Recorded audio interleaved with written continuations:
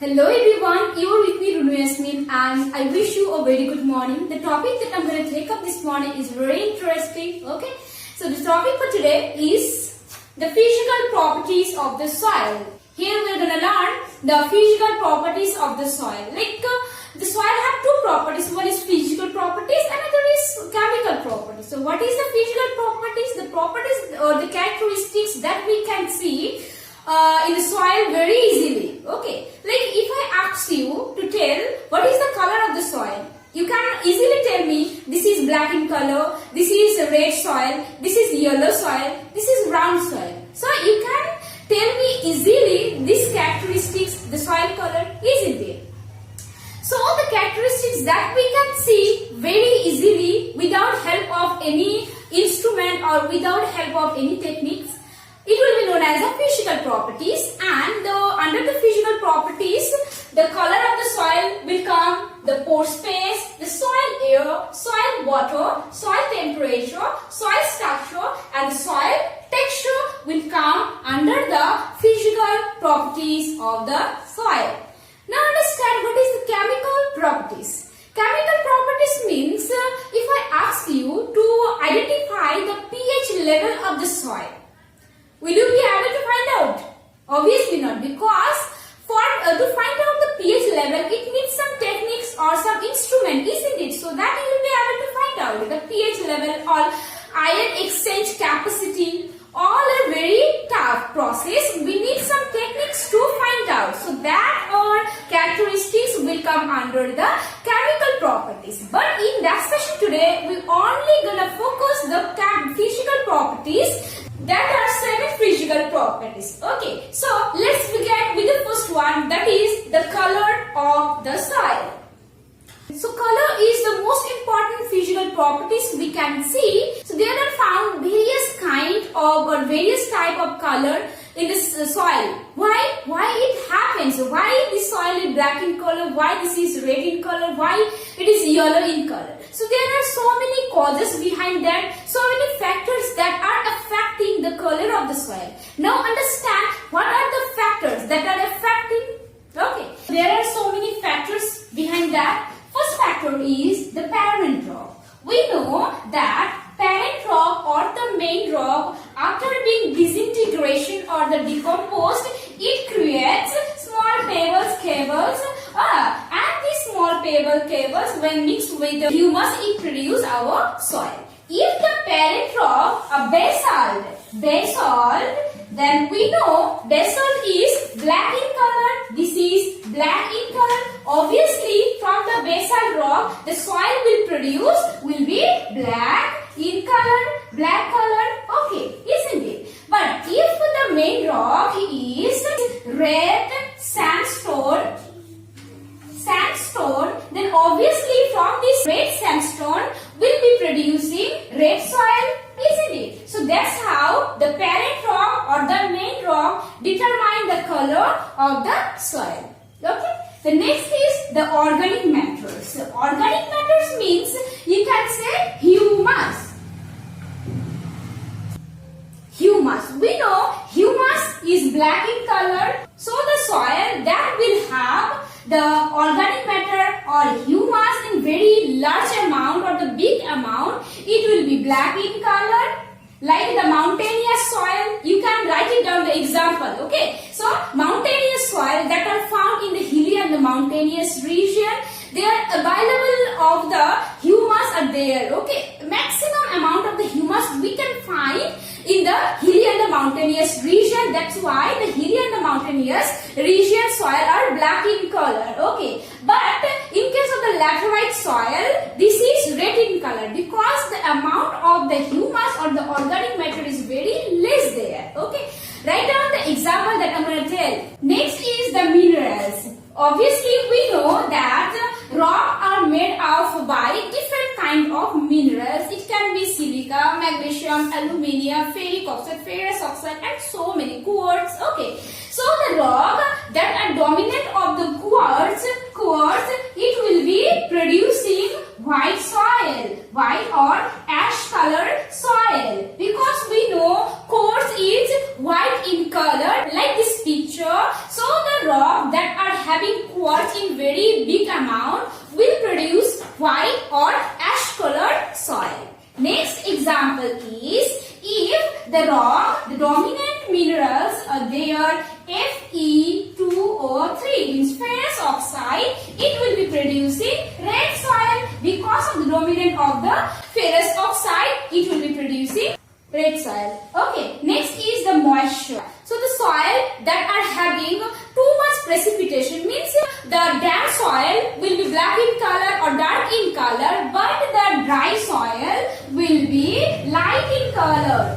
So that are some factors that are affecting the color of the soil. Now understand the significance of the soil color while we're reading, while we're studying the color, soil color, because the soil colors affect or determine the soil temperature. It determines the temperature.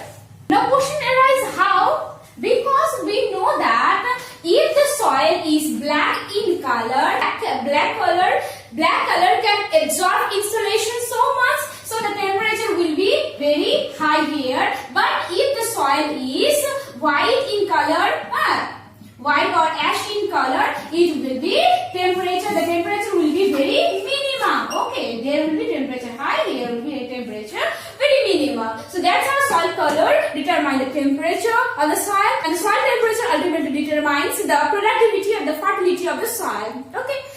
Well, now understand the next characteristics or next physical properties, that is the pore space. Okay, so soil pore space. Pore space means the vacant space in the soil. So in the whole soil, 50% area are covered with pore space, means vacant space that are filled with water and air. Okay, remember that. 50% area are pore space that are filled with water and air. Now understand that in a different kind of the soil, the amount of the pore space are different. Okay, now understand why it happens. What are the factors that are responsible for it? First one is the soil texture and soil structure. We know that texture and the structure is two types. One is coarse structure or texture, and another is fine. If the soil having coarse structure means pore space will be very big amount, air and the water can easily enter here. But if the soil are having fine structure means the pore space will be very minimum here, and water and the air cannot enter it easily. Okay, so the texture and the structure determines the amount of the pore space in the soil. Okay, next is the soil organic matters.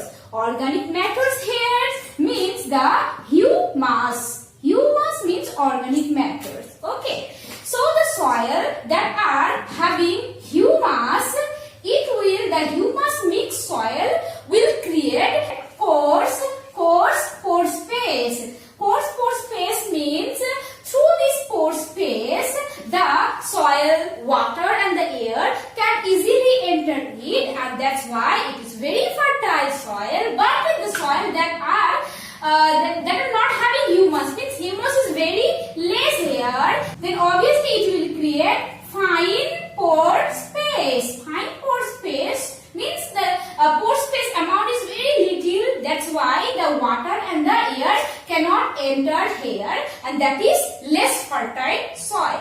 Okay, next is method of cultivation. Obviously the method of the cultivation helps to determine the pore space. So there are three factors that are affecting or controlling the pore space. Now understand that pore space also two types. Okay, pore space are two types. One is capillary pore space. Another is non-capillary pore space. Obviously capillary pore space are having very small space, but non-capillary is relatively big space than this. Now understand the significance significant of the pore space. So that are some significant. First one is plants get water and the air. We know in the soil there are living small creatures like earthworms. They are living here in the soil, isn't it? Like the virus, bacteria, all are living in the soil. And different plants. Plant is the soil is the house of the plant. We know. And this plant and the animals, they get the water and the air from the pore space, because we know pore space are filled with water and air. Okay, next is home of small creature. Means in the soil there are some vacant space or the pore space.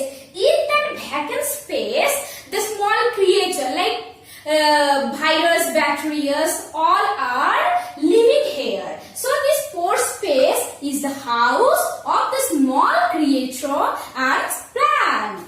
Next is weathering process. Suppose this is the soil that are having the many pore space. In that vacant space or the pore space, the plant enters their roots through the vacant space or the pore space. That's how this roots disintegrates, decompose this soil, means it's helping the weathering process. Because we know weathering process means the process related with the disintegration and the decomposition, and these plants are disintegrating here. That's why the pore space helps to weathering process. Next is plant growth. Obviously, through this pore space, the plant easily enter their roots. That's how it helps the growth of the plant. So that are some significance and the factors of the pore space. Now understand the next one. Well, now understand the next properties, that is our soil air. So this is our soil air. In the soil air, we get different type of gases there, but among them the most important two gases are nitrogen and the oxygen are found. Nitrogen are found 79% in the soil air. Oxygen are found 20% in the soil air. But remember that the air that we get in the soil, it's totally different from the atmosphere air. Now, understand what are the factors that are controlling the soil air, the amount of the soil air. First one is the nature and the condition of soil. What does it mean? Suppose this is a soil that are having different horizon or the layers, A horizon, B, C, D and all that. Okay. So obviously this soil is, this horizon is upper horizon, that's why the pressure will be low here.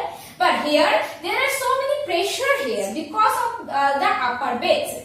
So here the pressure is high, but here the pressure is low. As a result, as this here the pressure is low, means vacant space will be high here. There are so many vacant space, and this vacant or the pore space are filled with the air. That is why we can say the upper layer are having a big amount of the soil air, but the lower layer are not having that much.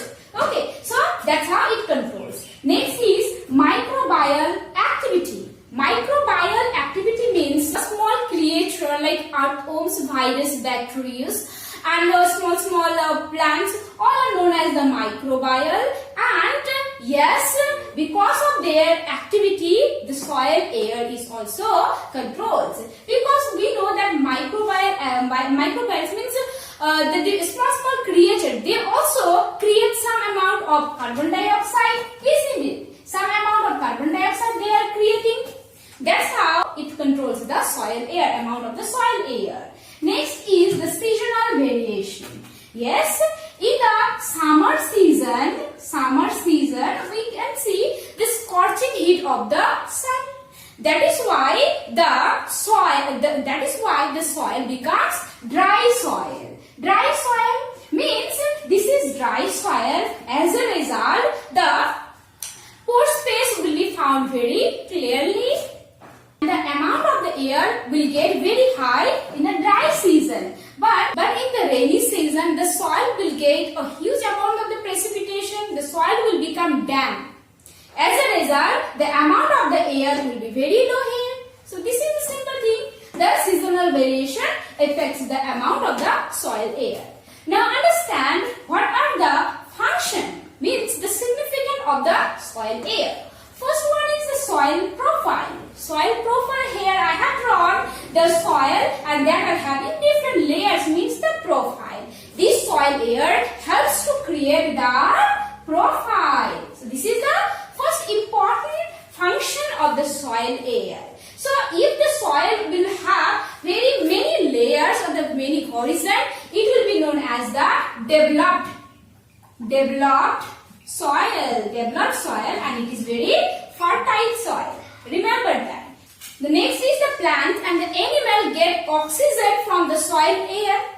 That's how they are living. Next is growth of the plants. Obviously, for the growth of the plants or any animal, it needs some amount of oxygen, carbon dioxide and all that. So they are getting it from the soil air. That's how it helping the growth of the plant. Next is decomposition process. Okay, decomposition process means we know that the dead bodies of any plant, any animals, they mix with the soil, isn't it? But after mixing the soil with the soil, it should decompose and disintegration. After that, it will create humus, isn't it? So the formation of the humus, to form this humus, it should disintegrate and decompose, and this decomposition process is pH level controls. Yes, this soil air controls the pH level of the soil, and that's how it also controls the productivity and the fertility of the soil. Okay. Now, next is the soil water. Soil water, also known as the soil moisture. Okay. We know that this is the whole amount of the soil, and the 50% of that soil are covered with the pore space, and this pore space are filled with water and the air. So from this 50%, 25% area are covered with water and the 20% area covered with the air. So here the soil water occupy 25 area of the whole amount. Okay, next is the source. Source means from where the soil are getting the water. So there are two sources. One is the rainfall, okay, or the precipitation, any kind of precipitation. It can be ice fall or the snowfall. But the total amount of the rainfall are also not known as the soil water, because suppose this is the amount of the rainfall 100%, and from this 100% some amount of the water will evaporate, some amount will flow like the surface flow, isn't it? But very little amount of the water can enter in the soil, and the water that are entering in the soil, that are staying in the soil, is known as the soil water. Okay. So rainfall is the source of the soil water. Next is the irrigation. Yes, the area where the amount of the precipitation is very low. So from where they will collect the water? Obviously, due to the development of the irrigation system, they are getting water. So the irrigation system also source of the soil water. Next is the type, means the soil water. We also can classify it into various groups. So that are the gravitational water, hygroscopic water, capillary water and combined water. Now understand the significance or the result of the soil water. Means the significance of the soil water. First one is the solvent. Yes, the soil water works like the solvent, means it transfers the food or any kind of things like the solvent. Next is the nutrition. Yes, the plant or the animals, they need some amount of the water for their nutrition. So that's the again this is a function of the soil water, because the animal and the plants are getting the nutrition from the soil. Next is growth of plants. Obviously, as this is a kind of the nutrition for the plants, so that's how it affects or controls the growth of the plant. Next is the transfer food. Obviously, the water transfer the food in the suitable place. That's why it's a very big function, you can say. Next is the soil water conservation. Means we know that some area, the amount of the soil water is very low and we should conserve the soil water. Then what are the ways how we can conserve the soil water? So there are also some techniques for that. First one is the mulching. Yes, mulching system we can see in the dry farming. Remember that mulching we can see in the dry farming area. Mulching are two types. One is natural mulching and the another is the artificial mulching. So mulching is something like that. In the area where the amount of the water is very low and the temperature is very high, means the desert type of area, to conserve the little amount of water, the farmer covers the whole land.